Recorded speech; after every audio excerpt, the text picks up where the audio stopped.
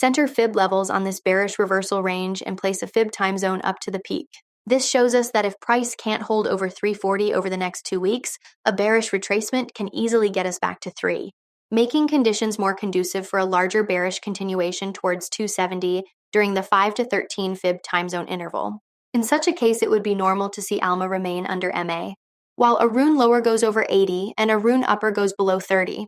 At the same time, Bollinger Band's %B falls under 0.3 and CCI reaches -100 or lower. From the double bottom reversal range at the start of the new year to current resistance, place a fib time zone at the start of the established uptrend. Then base a narrower fib channel on the uptrend line, as well as fib arcs in full circles mode. This shows us if the recent bearish candles lead to a downswing, it will be vital to remain over 30.50 and stay within the channel. Only then can a continued climb on this incline be more likely heading into the 8 to 13 fib time zone interval, allowing for conditions to improve for a more decisive break over 32.30. For more on the charting methods used, and these and other charts, follow Ascencore. Thanks for watching and have a nice day.